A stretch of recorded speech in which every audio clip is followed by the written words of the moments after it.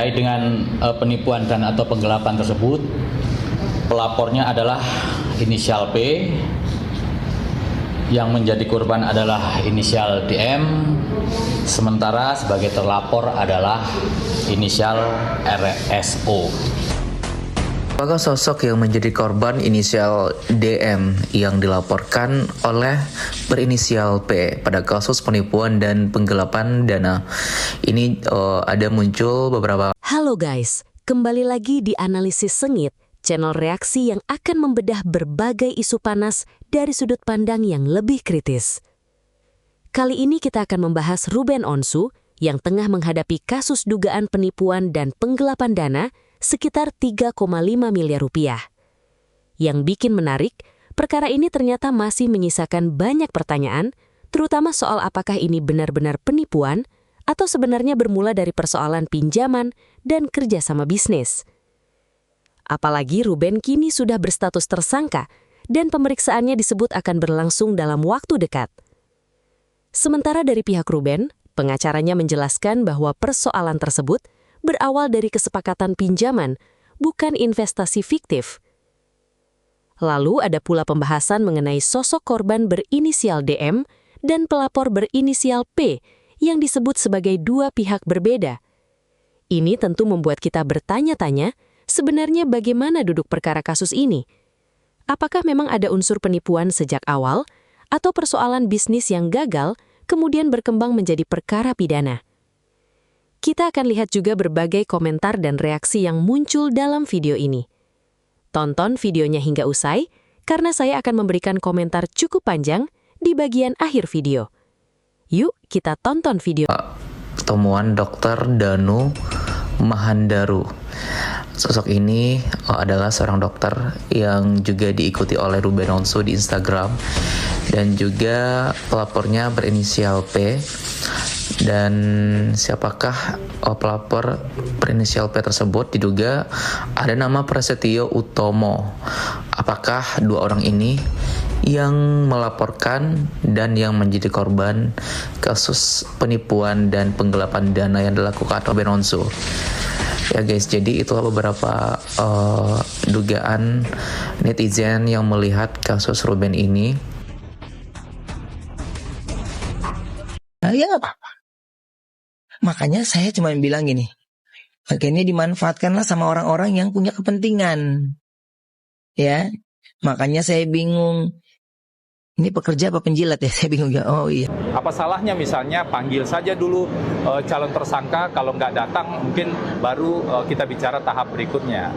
Ini ujuk-ujuk ditetapkan sebagai tersangka. Banyak deh yang kalau bilang telat baru sekarang. Iya, gue telat banget sih gitu. Padahal sebenarnya mau apapun itu ya, konfliknya.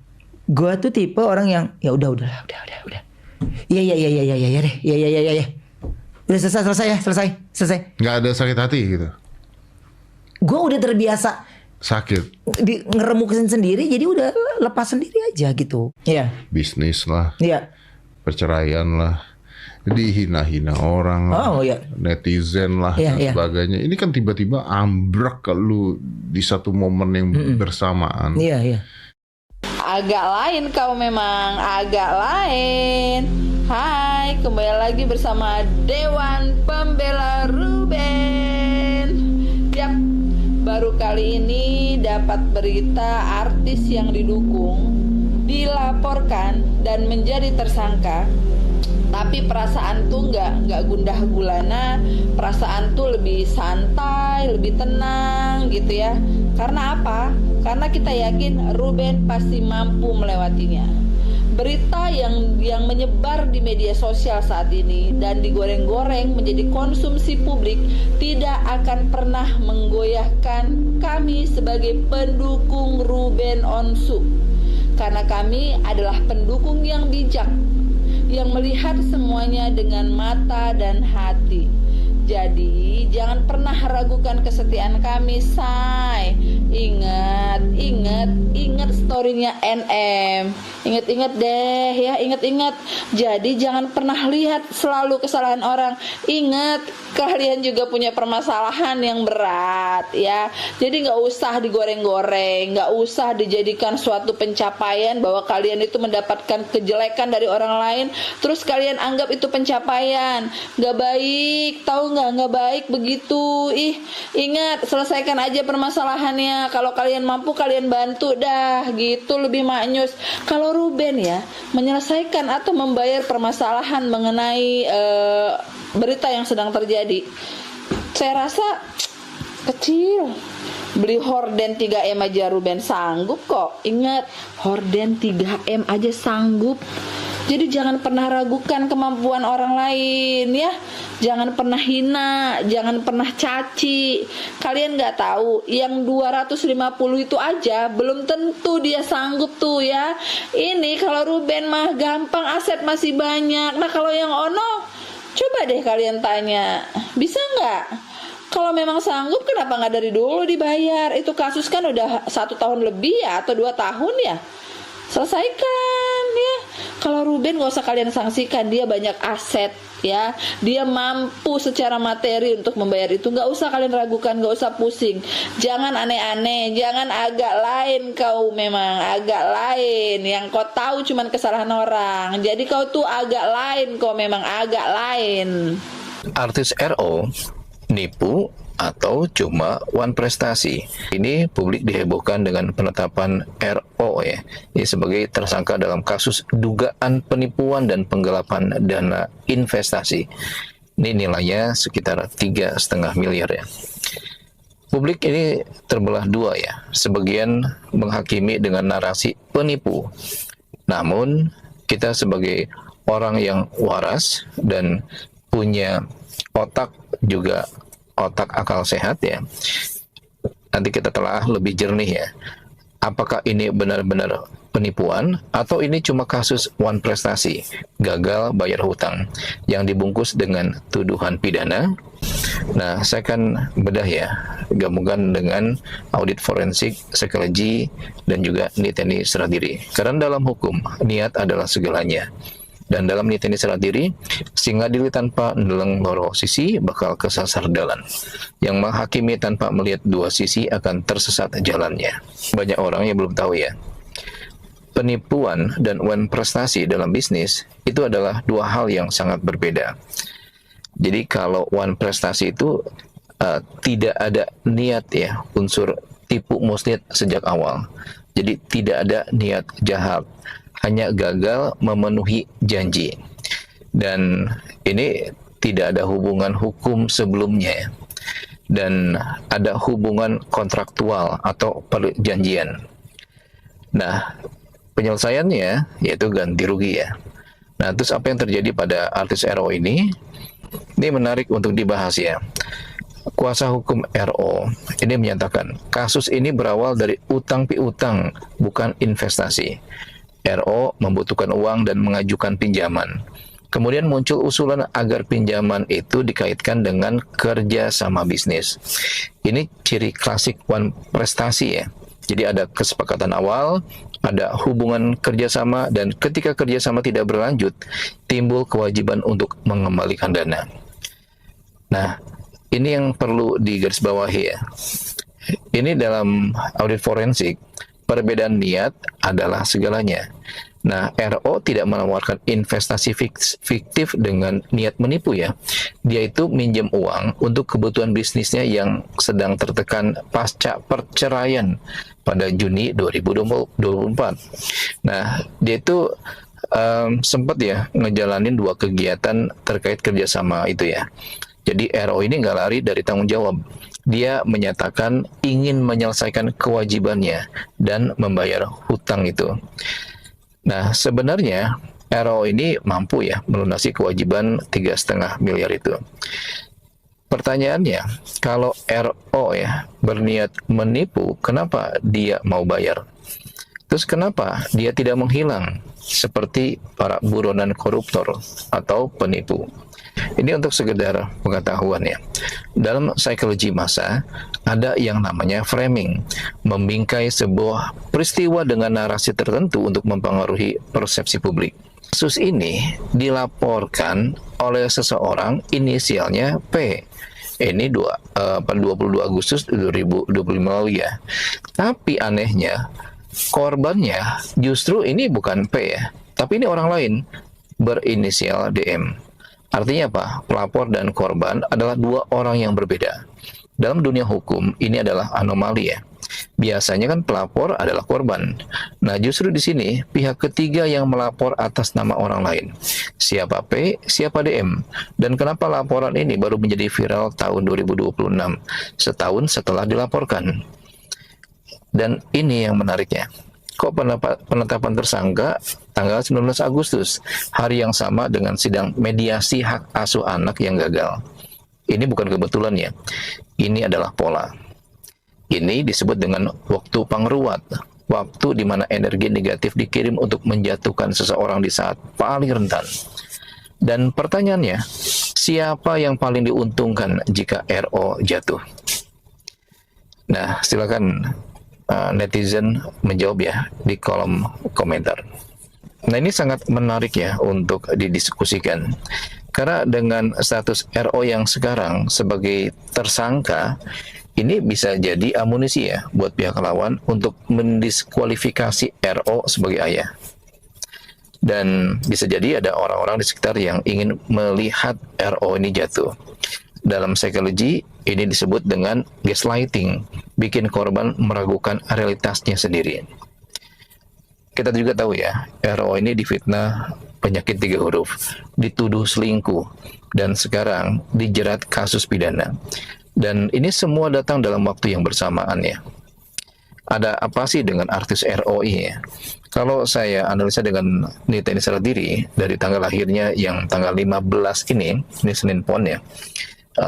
Ini elemennya air, ketenangan, dan kesabaran. Pohon ini adalah pasaran yang melambangkan ketegasan dan keadilan. Sedangkan Neptunnya dia ini 11 ya, yaitu pangayoman, perlindungan. Apa artinya? Nah, orang dengan Neptu 11 itu punya perlindungan spiritual yang kuat. Dia tidak mudah jatuh ya. Dia bisa terpukul, tapi akan bangkit.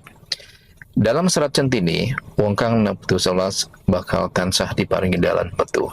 Orang dengan Neptu 11 akan selalu diberi jalan keluar. Dan tanggal 19 Agustus, itu Rabu Pon, Neptu 14, ini adalah hari penilaiannya. Dan Pon adalah pasaran melambangkan ketegasan dan keadilan. Ini adalah hari di mana kebenaran akan terungkap. Bagi artis RO, ini bukan hari kejatuhan. Ini adalah hari pembersihan, hari di mana segala sesuatu yang selama ini tersembunyi akan mulai terlihat. Oke, jadi saya beberkan 3 fakta ya. Yang pertama, ini berawal dari utang piutang, bukan investasi fiktif. RO minjem uang untuk kebutuhan bisnisnya, bukan menipu dengan investasi palsu. Yang kedua, RO tidak lari dari tanggung jawab. Dia menyatakan siap untuk membayar dan menyelesaikan masalah secara damai. Yang ketiga, ini ada indikasi penggiringan opini ya, secara sistematis ya. Pelapor dan korban ini orang yang berbeda. Sekali lagi ya, pelapor dan korban adalah orang yang berbeda. Penetapan tersangka terjadi di saat yang bersamaan dengan konflik hak asuh anak. Dalam hukum, wan prestasi adalah masalah perdata, bukan pidana. Artis RO seharusnya menyelesaikan ini di meja negosiasi, bukan di meja hijau. Ingat ya, sing bener bakal padang, sanajan dipetengi. Sing sabar bakal menang, sanajan kalah ing pambuka. Nah, saya nanya kepada netizen, menurut kalian, apakah kasus artis RO ini adalah penipuan atau wan prestasi? Makanya benar. Tapi dia nanya, tapi ini ngomongin uang 1M, gue pernah lu pinjemin sama dia. Serius? Jadi gue tuh karena harus cepat transfer, nah di uang itu gue harus pindahin lagi tuh agak sulit. Jadi gue butuh yang satu rekening langsung masuk gitu. Jadi gue butuh satu rekening langsung masuk. Jadi baru sembuh COVID gue tuh. apa? Baru sembuh COVID. Lu pernah COVID? Pernah. Karena malu juga. Gila. Jadi gue ke dia pinjem, bener loh. Oke, gue ke bank, dia baru sembuh. Karena gue juga ada anak di rumah. Lu pinjemin CM? Iya. Balikinnya berapa lama? 3 hari. Kalau gue minjem boleh nggak? Oh, lu perlu juga? Ya, enggak, kalau gue sekarang udah nggak ada. Kenapa sih gue tagih? Karena gue udah menagih secara baik-baik melalui DM dulu, WhatsApp, tapi nggak pernah ada respon. Apalagi semenjak dia viral sama si Sarwanda ini kan, makin menggilanya dia. Dipikirnya, oh CEO, pengusaha, orang kiung riuk. Nggak ada riuk-riuknya, nggak ada kiong-kiongnya gitu. And in this economy, I need 200 juta itu buat gue jajan gitu loh. Nah sampai sekarang pun dia pun tidak ada bergeming. Kalau nggak ada bergeming, ya pikirkan aja gue bohong atau enggak. Nah, kedua, fanpage-nya itu kan pada gilda ya, pada membabi buta dan nggak tahu bodoh atau bagaimana, gue nggak ngerti. Karena Gio itu berhenti stop kasus Cynthia-nya itu ditangkap cuma sampai Polda Metro Jaya. Dia ditahan kalau nggak salah 3 atau 4 hari gitu kan. Belum sampai masuk ke pengadilan. Jadi kalau ada yang ngecek di website pengadilan nama Sergio Gio, pacar Sarwenda yang bolambung, itu yang nggak akan ada. Itu yang nggak akan ada sampai nenek gue jadi muda lagi pun nggak akan ada namanya, karena stop di Polda Metro. Gue nggak tahu kenapa, mungkin dia jadinya rehab atau bagaimana. Intinya gue cuma minta uang gue itu dikembalikan saja gitu kan. Kan dia sekarang kan udah live setidaknya dia punya penghasilan. Dulu dia ada penghasilan samsek gitu. Cari nama keluarganya, tidak sekaya itu dan memang tidak kaya. Jadi buat fans-fansnya tolong ya, nggak mendingan kalian kalau kalian cinta sama Fabio ya udah kalian bikin sumbangan deh, rebukan bagaimana ceritanya supaya tuh uang gue balik ya.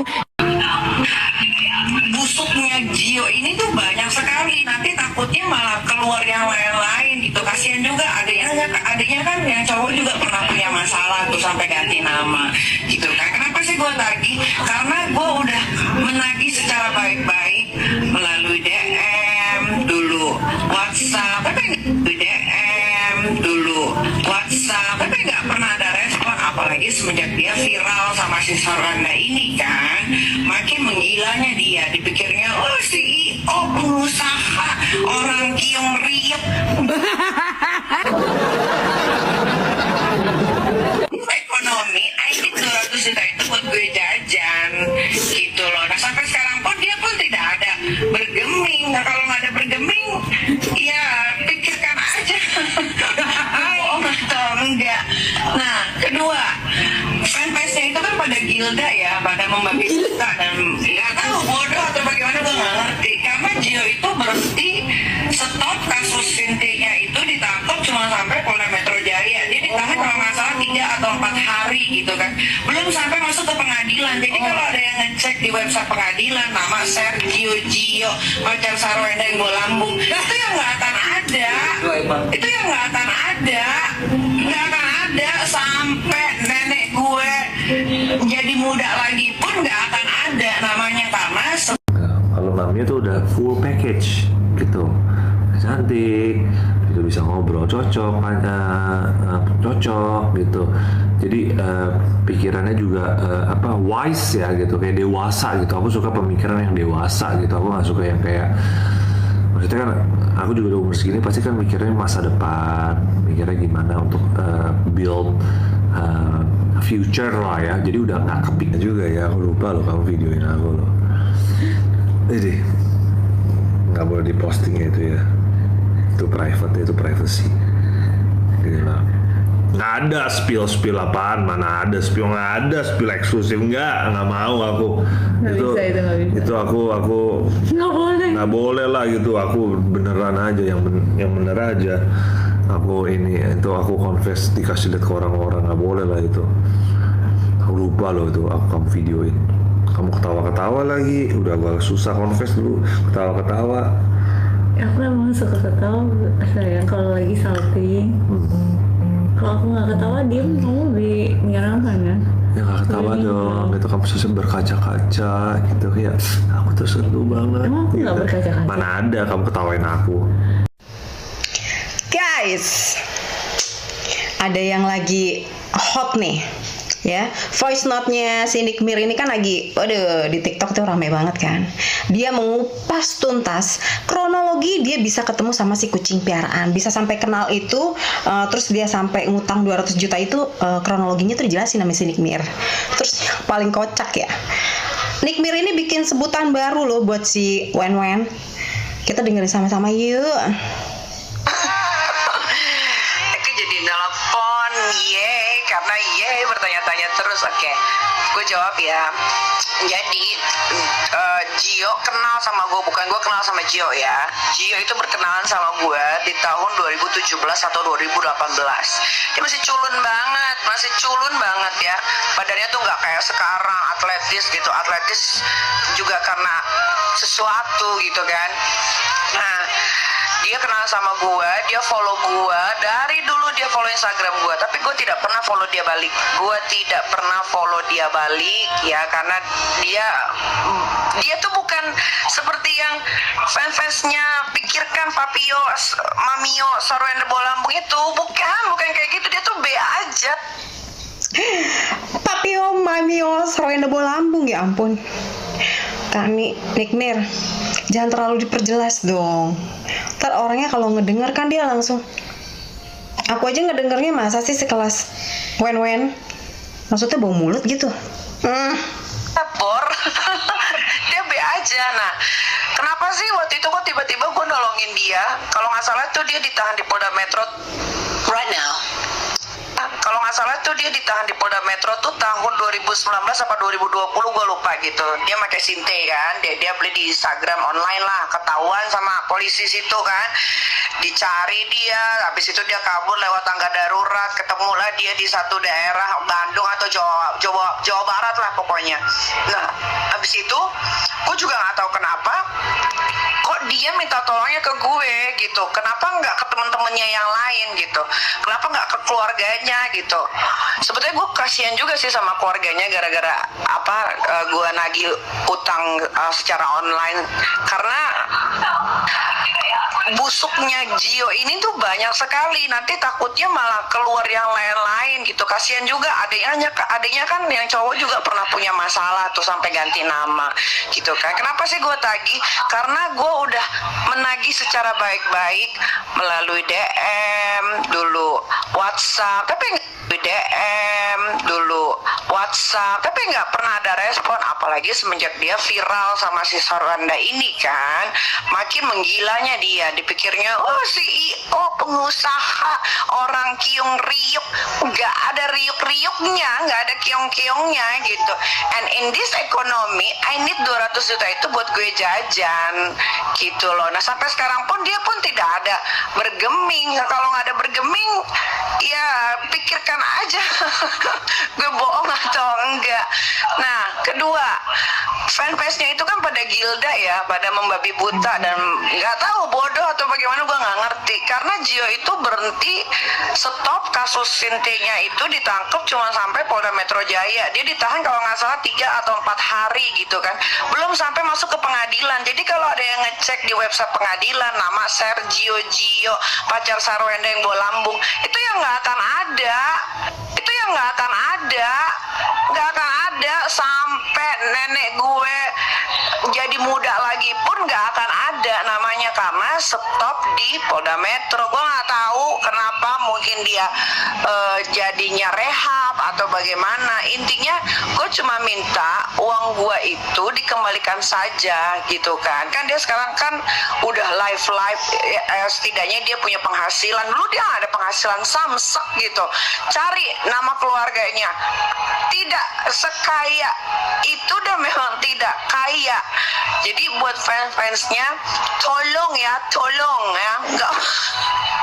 Mendingan kalian, kalau kalian cinta sama Vio ya udah kalian bikin sumbangan deh, rebukan bagaimana ceritanya supaya tuh uang gue balik ya. In this economy I need that money.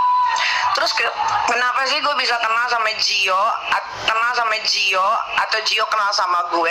Karena Gio pernah mendekati salah satu teman seorang laki-laki ya, dan bukan 1-2 orang, bahkan temen yang paling yang deket banget sama gue itu sampai di DM sama Gio untuk menjadi.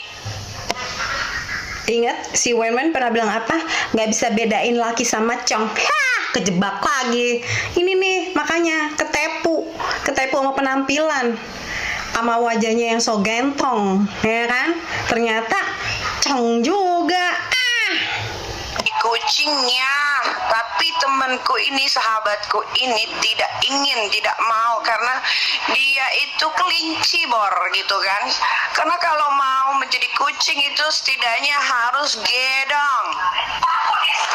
Terus pas Gio itu viral sama Sarwenang bawa lambung itu ya, gue nggak tahu kenapa tiba-tiba IG gue tuh di unfollow, walaupun gue nggak pernah follow dia sih, cuma agak aneh aja. Dan beberapa teman-teman Eke yang memang dia mencintai sesama jenisnya itu banyak kan yang memang dia mencintai sesama jenisnya itu banyak kan di unfollow sama Desma Gitar. Nah ini yang dia ketangkep terus dia kabur lewat tangga darurat, ini pengakuannya si Gio sendiri, si kucing ini ya, saat gue samperin dia ke Polda Metro Jaya dan di depan bapak polisi. Mengerti? Aku kerja lagi dulu ya, banyak pekerjaan di sini. Penasaran ya, ini udah nyampe belum sih ke telinganya si Wen? Apa dia bisa tidur nyenyak ya? Ternyata laki-laki yang dia kira maca si Zong. Makanya gue kata ya, lebih oke kemana-mana si Ruben lah. Walaupun dia melambai, tanggung jawabnya besar, Bo. Malu banget gak sih? Gak bisa bedain cong dan laki. Sekarang lu juga gak bisa bedain. Tetep aja dapatnya cong juga. Tapi congnya gimana ya? Kagak bertanggung jawab. Apa-apa cuma numpang. Semuanya serba numpang. Ih. Udah nangis bomba ini Din. Aduh, dah. Saking rumitnya permasalahan Ruben Onsu sama Sarwen sampai Farhat Abbas kasih saran buat Ko Ruben. Tapi sarannya bagus juga ya, gue bilang. Gak usah katanya cari-cari anak lu, gak usah capek-capek rebut hak asuh.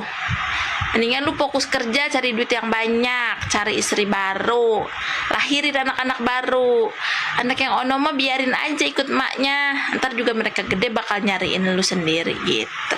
Terus kata gue sih ya bener juga ya begitu, ya kan, daripada sekarang direbut-rebutin ya kan, jadi berantem baik, udahlah biarin sekarang, kasih kesempatan buat Sarwen biar dia bisa nunjukin kalau dia juga bisa jadi single parent yang mandiri, jadi ibu yang baik buat anak-anaknya. Daripada sekarang berantem terus ya kan, ngerebutin anak. Bener juga ini sarannya Farhat Abbas, capek rebut-rebutan begitu, udah aja, ntar juga mereka juga udah gede punya pikiran kan, bakal nyari sendiri bapaknya. Sekarang mendingan banyakin duit, cari pacar baru, cari istri baru, nikah lagi, hidup bahagia. Red, Talia dan Tania cuma dijadikan tameng oleh ayahnya untuk mencari dukungan. Halo Yuli, ngomong apa lu Yul? Yul, ngomong apa Yul? Ngapain lu prat-pret? Talia dan Tania cuma dijadikan tameng oleh ayahnya untuk mencari dukungan. Ngomong apa lu Yul? Ngomong apa? Baru bangun lu? Hah? Baru ada di Indonesia? Baru bangun lu Yul? Nggak kenal sama Ruben Onsu? Jangan ngarang deh ah. Ngapain coba Ruben Onsu cari dukungan dengan cara-cara seperti itu? Semua orang tahu bagaimana sayangnya Ruben Onsu kepada Talia dan Tania. Aduh, Yul. Inilah lawyer yang paling pintar di muka bumi dan se-Indonesia Raya Merdeka, ya. Kalau ngurusin soal nafkah ya, tanggung jawab hak sebagai seorang ayah gitu ya, paling cepat banget. Giliran lo ditanya mengenai haknya ayah ingin bertemu anaknya, gagu lo jawabnya ya. Lo bilang katanya itu masalah komunikasi. Komunikasi sama orang stres itu susah, bro. Jangan-jangan lu stres juga, bro. Hah? Terus kalau lu memang menceritakan masalah kewajiban, hak dan kewajiban, kemarin itu bapaknya ulang tahun, bro. Kenapa lu sebagai seorang lawyer tidak menasehatin klien lu untuk mengizinkan dia untuk mengajak ketemu bapaknya? Dablek. Paling nggak buat ngobatin lambung kamu lah ya. Obatin lambung. Biar nggak bau lagi. Ya Allah. Jadi selama ini Cio kucing sama kayak kamu. Terus dibilang kelinci apa sih maksudnya? Jadi Cio nggak suka sama aku, Cing. Aku dibilangnya bau lambung. Mas kameramen, nama aku bau lambung ya? Cio nggak cinta sama aku ya? Dia cintanya sama sesama juga. Sama ini berarti Cio nggak cinta sama aku, diajak kucing katanya. Nggak cinta sama Sarwendi, aku cuma dimanfaatin kalau begini. Happy birthday pada Lileo, aku jadi dapat kopi gratis nih. Kamu Sarwendi ya? Tante tahu. Tahu ya. Kasian banget sih. Ya, apa enggak? Tante tasnya bagus juga ya. Oh iya. Ini limited loh. Limited ya? Iya. Nih. Paling nggak buat ngobatin lambung kamu lah ya. Obatin lambung. Biar nggak bau lagi. Ya Allah, dikasih duit banyak banget. Ya, makasih Tante ya. Rekaman suara Nikita Mirzani yang klarifikasi soal CEO yang punya hutang 200 juta itu, guys. Jadi Nikita Mirzani itu tuh kayak lagi teleponan gitu loh, guys, toh sama adminnya dari lapas. Klarifikasi lah tuh ya, guys, ya, soal CEO yang punya hutang 200 juta itu, guys, sama Nikita Mirzani. Sebenarnya yang soal 200 juta itu tuh nggak terlalu gong ya, guys, ya, kayak ya udahlah biasa aja gitu ya, guys, ya. Yang lebih gongnya itu tuh adalah ketika katanya ya, guys, ya, katanya Kak Nikita Mirzani itu adalah si CEO itu tuh pernah ngedeketin temennya Kak Nikita Mirzani, yang dimana temennya itu adalah laki-laki. Dan CEO itu tuh udah kenal sama Nikita Mirzani tuh dari tahun 2017 sama 2018 gitu, guys. Kalau menurut gue ya, guys, ya, kalau orang yang begitu mau bagaimanapun diumpetin pasti bakal kelihatan kok, sumpah. Omongan Kak Nikita Mirzani itu menurut gue tuh kayak kagak bohong gitu, nggak mungkin nih hoax gitu, ini fakta, guys. Lu bayangin deh, orang lagi di lapas, lagi di penjerong, tapi bisa aja tetap bikin sesuatu yang wah meledak gitu, guys. Apalagi kalau misalnya Nikita Mirzani itu tuh kagak di penjerong, buset, kata gue udah dari kemarin itu ya, guys, ya, berita udah viral banget itu, kata gue. Jujur gue kangen banget ya, guys, ya, sama Nikita Mirzani yang kayak ngoceh-ngoceh begitu, membuka fakta apa segala macam juga kayak aduh, gue rindu banget jujur. Wan. Bilangnya apa? Gue gak butuh duit lo. Tapi nyatanya kemarin tuh dari hasil mau negosiasi itu masih ngarepin nafkah dari si Ruben buat anak-anak. Terus nggak terima kalau nafkahnya itu mau diaudit. Kicep kau, hah? Takut ketahuan ya? Kebanyakan buat beliin wagyunya si kucing piaraan. Ih, gak malu. Semua ini kau lo yang mulai. Gak usah makanya kau pakai cong-congin orang. Kau butuh duitnya tapi kau hina orangnya. Ini malu kali. Gimana itu attitude-mu itu? Siapa yang ngajarin kayak gitu? Walaupun kau dendam sama dia, dibilanglah kau diselengkiin kan? Dia sama laki-laki lain. Ya cerai. Kalau kan dari awal you udah tahu kalau dia sama Ayu. Kok mau?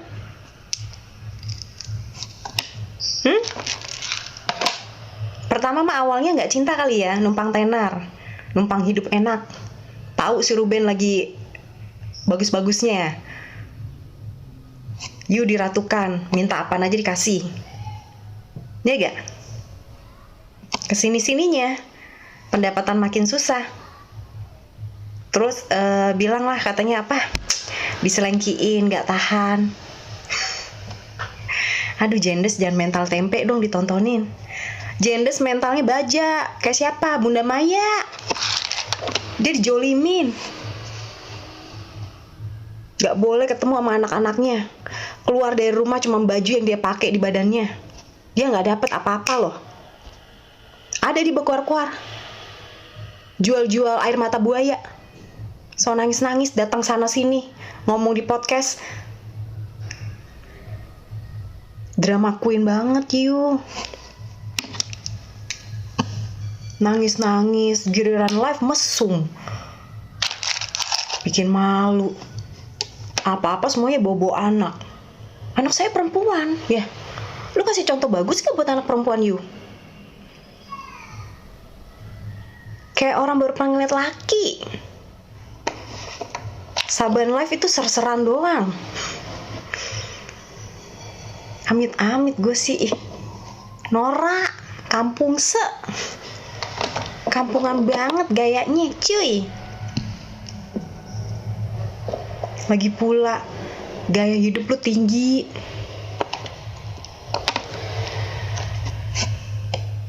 Kalau emang 200 juta nih, setengah jam lu dapat 200 juta, ngapain ngontrak? Beli dong rumah, lu kan pacarnya CEO. Masa pacar CEO ngontrak? Makanya dari awal tuh gak usah terlalu sombong, angkuh. Gua gak butuh duit lu. 200 juta apaan sih? Cuma live setengah jam udah dapat 200 juta. Mana buktinya? Nah guys, setelah kita melihat keseluruhan isi video tadi, menurut saya persoalan Ruben Onsu ini memang tidak sesederhana membagi orang menjadi dua kubu. Ruben pasti salah atau Ruben pasti benar. Justru menurut saya, bagian paling menarik dari kasus ini adalah bagaimana sebuah persoalan yang berkaitan dengan uang, kerjasama dan kewajiban pembayaran, kemudian berkembang menjadi perkara hukum yang mendapatkan perhatian sangat besar dari publik. Saya pribadi merasa, kita harus berhati-hati ketika mendengar istilah seperti penipu atau penggelapan, apalagi ketika proses hukumnya masih berjalan. Status tersangka tentu merupakan perkembangan serius, tetapi bagi saya status tersebut tetap berbeda dengan putusan pengadilan yang sudah berkekuatan hukum tetap. Jadi, jangan sampai masyarakat langsung membuat kesimpulan akhir hanya berdasarkan potongan video, komentar seseorang, atau narasi yang sedang viral di media sosial. Yang juga menarik adalah penjelasan dari pihak Ruben yang menyebut bahwa persoalan tersebut bermula dari pinjaman dan kerjasama. Dalam narasi yang kita dengarkan, pihak kuasa hukum Ruben menjelaskan bahwa uang tersebut awalnya berkaitan dengan kesepakatan kerjasama, kemudian kerjasama itu tidak dilanjutkan, sehingga muncul kewajiban untuk mengembalikan dana. Menurut saya, bagian ini sangat penting untuk diperiksa secara hukum dan berdasarkan dokumen yang sebenarnya. Karena perbedaan antara hubungan utang piutang, kerjasama bisnis, wan prestasi, dan dugaan tindak pidana tentu bukan sesuatu yang bisa diputuskan hanya melalui komentar netizen. Saya juga melihat ada satu persoalan lain yang menurut saya cukup mengganggu, yaitu ketika masalah hukum mulai bercampur dengan persoalan rumah tangga, perceraian, hak asuh anak, dan konflik antar orang yang berada di sekitar mereka. Kalau semuanya dimasukkan ke dalam satu keranjang, publik akhirnya kesulitan membedakan mana persoalan bisnis, mana persoalan keluarga, dan mana sekadar opini dari pihak-pihak yang mempunyai kepentingan masing-masing. Bahkan dalam video tadi, ada narasi yang mengaitkan waktu penetapan tersangka dengan persoalan hak asuh anak. Menurut saya, hal seperti ini justru harus disikapi dengan ekstra hati-hati. Kebetulan waktunya berdekatan, belum otomatis membuktikan bahwa kedua peristiwa tersebut memang sengaja dikaitkan. Kalau memang ada hubungan, tentu harus dibuktikan dengan fakta dan bukti yang jelas. Kalau tidak ada, jangan sampai publik justru membangun teori sendiri, kemudian mengangkat teori tersebut sebagai fakta. Hal yang sama juga berlaku terhadap sosok berinisial DM dan P yang dibahas dalam narasi. Disebutkan bahwa pelapor dan korban merupakan dua pihak yang berbeda. Menurut saya ini memang pertanyaan yang layak dijelaskan, tetapi jangan langsung dijadikan kesimpulan bahwa ada sesuatu yang janggal atau ada permainan tertentu. Kita membutuhkan informasi yang benar-benar jelas mengenai posisi hukum masing-masing pihak. Siapa pelapornya? Siapa korbannya? Apa hubungan hukumnya? Apa dasar laporannya dan bukti apa yang digunakan? Itu jauh lebih penting daripada sekedar menebak-nebak identitas seseorang. Kemudian ada bagian video yang membahas berbagai tudingan lain, termasuk komentar mengenai orang-orang di sekitar Ruben maupun pihak lain yang sedang berseteru dengannya. Kalau menurut saya, justru disinilah kita sebagai penonton harus mempunyai RAM. Jangan karena kita mendukung seseorang, lalu semua orang yang berseberangan otomatis kita anggap jahat. Sebaliknya, jangan pula karena kita tidak menyukai seseorang, kemudian semua tuduhan terhadap orang tersebut langsung kita percaya. Saya lebih tertarik melihat bagaimana kasus ini berjalan ke depan. Apalagi dari informasi dalam narasi, Ruben telah ditetapkan sebagai tersangka, dan pemeriksaan disebut akan dilakukan pada pekan tersebut. Artinya kita tinggal menunggu bagaimana proses hukumnya berjalan dan bagaimana masing-masing pihak memberikan penjelasan berdasarkan bukti. Menurut saya, kalau memang Ruben merasa persoalan ini merupakan kewajiban pembayaran yang berasal dari pinjaman atau kerjasama bisnis, maka jalan terbaik adalah membuka penjelasan sedetail mungkin melalui jalur hukum. Begitu juga dengan pihak yang merasa dirugikan. Kalau memang merasa memiliki hak atas dana tersebut, tunjukkan dasar perjanjiannya, bukti transfernya, kesepakatannya, komunikasi antara para pihak, dan seluruh dokumen yang relevan. Dengan begitu, publik tidak hanya mendapatkan potongan cerita dari satu sisi.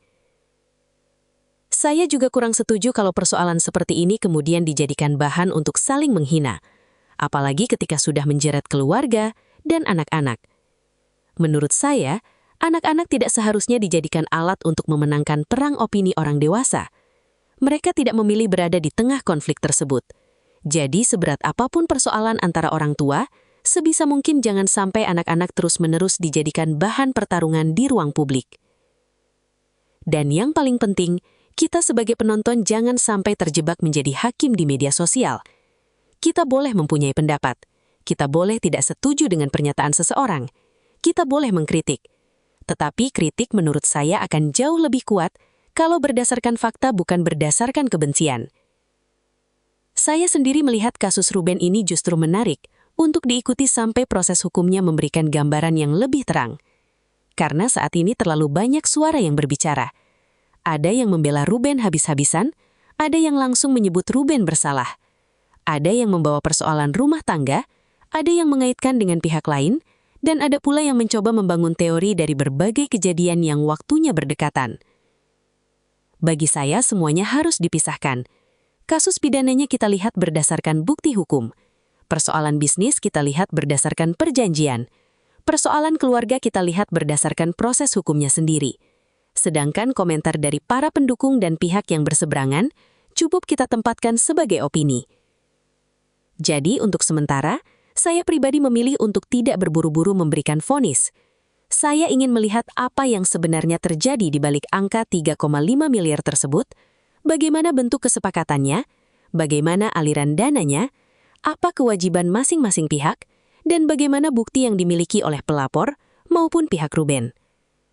Karena pada akhirnya yang menentukan bukan siapa yang paling keras bicara di media sosial, bukan siapa yang memiliki pendukung paling banyak, dan bukan pula siapa yang paling viral.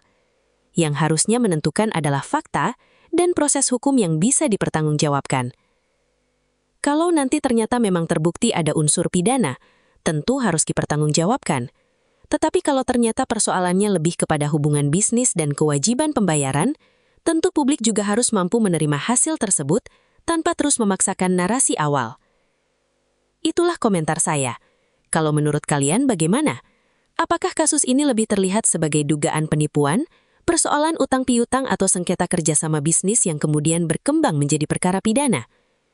Silahkan sampaikan pendapat kalian di kolom komentar, tetapi tetap gunakan argumen dan jangan menyerang pribadi.